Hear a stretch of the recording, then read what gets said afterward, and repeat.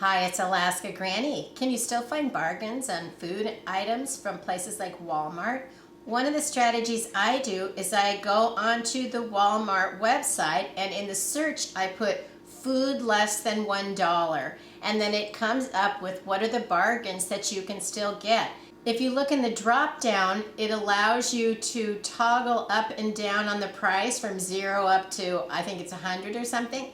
And you can't toggle it to just $1. The least amount you can toggle it to is $2. So if you want to still know if you can find food for $1 or less, go and put it into the search box. You can still find the Great Value macaroni and cheese for 52 cents a box. Now you can also find Baby Shark macaroni and cheese and Spiral mac and cheese. The regular macaroni and cheese is 7.25 ounces. The Baby Shark and the Spirals is only 5.5 ounces. So you're not getting the same amount of food. Pay attention to the package size and the cost per ounce so that you can compare that you're actually still getting the most food for your money. Even though it's less than $1, we still want to get the most food that we can for our hard-earned dollars. Next, you can find some soups for 92 cents. They have tomato soup, cream of mushroom soup, cream of chicken soup, and those are great food items to have in your pantry that you can make into bigger, better meals. So if you can find them for less than $1, I usually think it's a bargain. Pasta is also only $1, and you can find all kinds of the shapes right now. It doesn't really matter what shape you choose as long as you're getting the full 16 ounces. However, if you want to buy a lot of boxes and you want it to take up the least amount of space in your prepper pantry, look for the long, narrow noodles, for example, spaghetti, angel hair, fettuccine, linguine, because they take up far less space than all of the more interesting shapes. It's nice to have some of the other ones as well, but they take up a whole lot more room in your prepper pantry. So if space is critical to you, stick with the boxes that take up the least amount of room and still offer you the most food. I found the Great Value tuna was 96 cents, so if tuna is something you like, stock up on that. Almost all canned meats are going for a lot more these days, and so if you can find one that you like that's still at a good price that you can afford, stock up, because meat is going to be something you want to have for your protein. You want to have it for variety. Cans of meat will last a long time in your prepper pantry, and almost all of them will last long past the date on the package, whereas a lot of foods won't. But meat has always been something that I've been able to store for much longer than the date on the can. My Walmart had the cans of tomatoes for 94 cents, including the ones that are like Rotel. That's the tomatoes with diced green chili. So if that's one you like, stock up on that.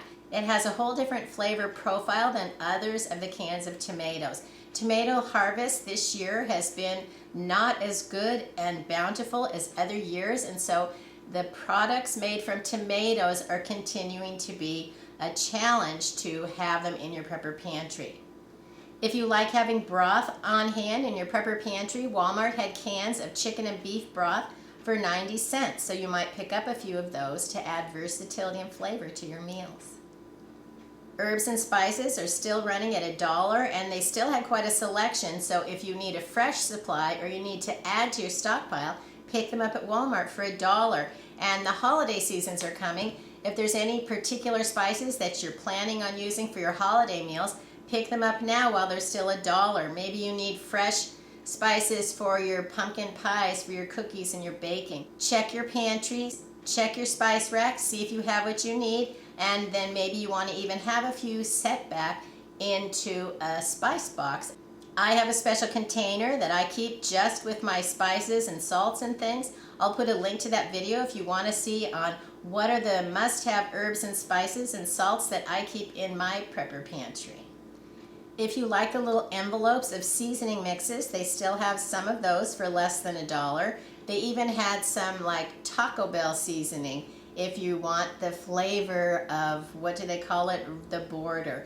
But the Taco Bell taco mix seasoning is quite a bit more than the Great Value. The one from Taco Bell is 92 cents and the Great Value was 46 cents. So if you have to decide on where you need to cut back, maybe it's on that. But if you have an extra 50 cents and that flavor is something that you're craving, go ahead and pick it up. You don't want to buy food just because it's cheap. You want to buy food that you plan to use and food that you enjoy eating. That's the whole point. We're storing the foods that we want, not just the ones that are cheap. Store foods that you actually plan to eat.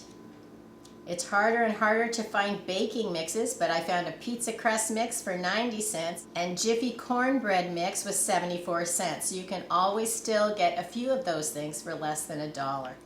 Check out beans. My Walmart had all the different kind of varieties of beans that you would want. For a long time, you couldn't get all of the different types of beans that you want. And with winter coming, soup and stew season is here. You can load these straight into your crock pot with a few other things and you can have a meal in no time. The cans of beans were $1, but they had refried beans for 88 cents. Things like green beans and peas were 73 cents. Mixed vegetables were 68 cents, and the cans of potatoes were 86 cents. So if you're stocking up on canned vegetables, pay attention to the prices on the shelf so that you make sure you understand how much money it's actually costing you when you go to check out of the store. So can you still get food for less than $1? The answer is yes. It may be more difficult, it may be closer to $1 than it used to be, prices are going up, but foods are available. And so it's a great time to stock up. We still hear gloom and doom all the time. We still hear that there's going to be shortages. Why not be proactive? Have a stockpile of foods you want in your prepper pantry, in your house somewhere. You'll have your own grocery store. Then if somebody is sick, you lose your job, it's snowing out and you don't want to go anywhere, you don't have to, because you can go into your pantry, you can choose foods that you have already purchased, and then you'll have those foods to feed your family. And you'll probably find that down the road you're saving money as well, because as prices go up, you already have some of those foods in your pantry that you bought for less money. So it's a great idea to stock up. Leave us tips on what you're finding, what the prices are, and what kind of deals that you recommend that we try to add to our prepper pantry so that we'll have the food we need no matter what the uncertain future brings. If you enjoyed my video, I hope you'll share it with someone else you think might like it. Please subscribe to the Alaska Granny channel.